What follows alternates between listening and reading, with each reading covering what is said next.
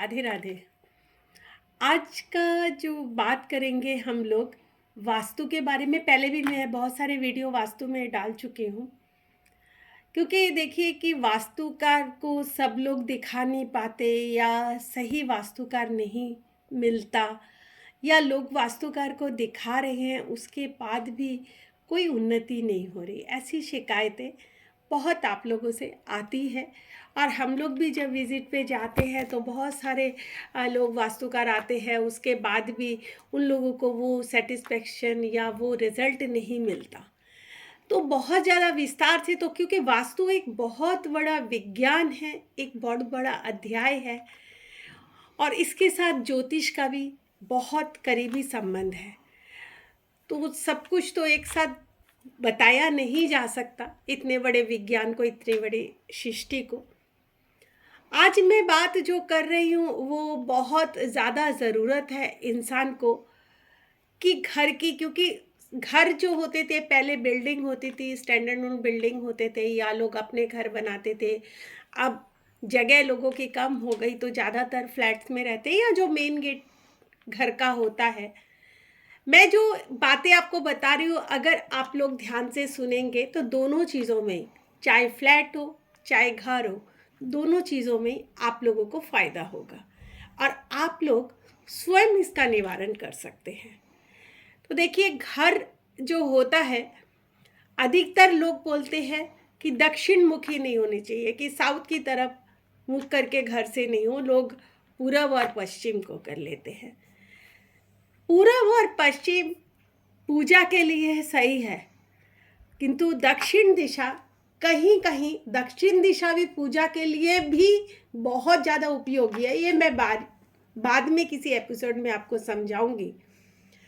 दक्षिण दिशा में अगर आप लोग जब निकलते हैं दक्षिण की ओर मुख, और जब घुसते हैं तो उत्तर की ओर, तो ये जो मुख होता है प्रवेश द्वार का, मेन गेट। अगर आप फ्लैट सिस्टम में हैं तो आप फ्लैट का पेमेंट करते हैं, तो उसी फ्लैट तक ही आपका वास्तु लागू होता है। आप लोग अगर ज़मीन के ऊपर घर बना रहे हैं या बना हुआ है, तो आप ये मत बहम में पड़िए कि दक्षिण मुख होने से हम लोगों को नुकसान होगा।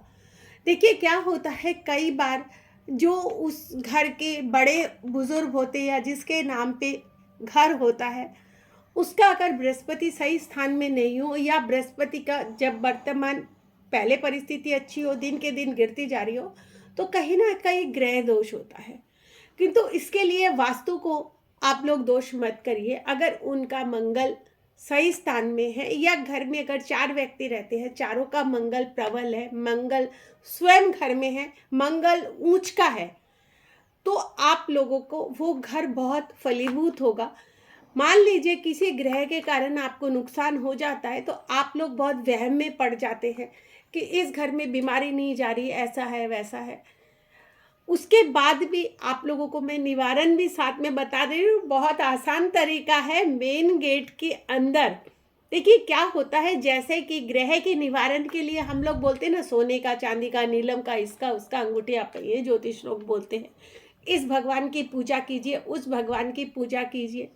तो वैसे मेन गेट में ऐसा क्यों ना कीजिए कि भगवान, सारे देव देवता आपको आशीर्वाद दे, आप आशीर्वादित हो जाएंगे, तो फलीभूत अपने आप होंगे। तो मेन गेट मतलब कॉर्नर मत लीजिएगा। मेन गेट में आप लोग कोई भी, चाहे वो स्वास्तिक हो, वो तो आपको मैंने सिंदूर का भी बोला है, और नहीं तो मेटेलिक तांबे का स्वास्तिक आप लोग मेन गेट के ऊपर लगाइए, तांबे का। तो देखिए कि मंगल देवता भी प्रसन्न होंगे। अगर मंगल ऊंचे स्थान में नहीं है तो वो भी आपको, उसमें आप लोगों को बैलेंस मिलेगा और आप लोग फलीभूत होंगे।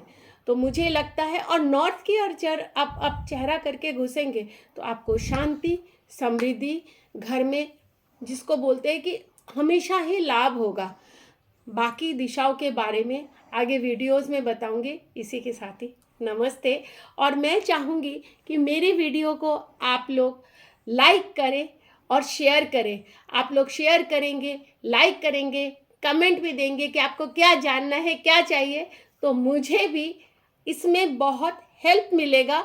और आनंद भी मिलेगा कि मैं जो वीडियोस बना रही हूँ आप लोगों के लिए, आप लोग खुश हैं। इसी के साथ ही नमस्ते, राधे राधे।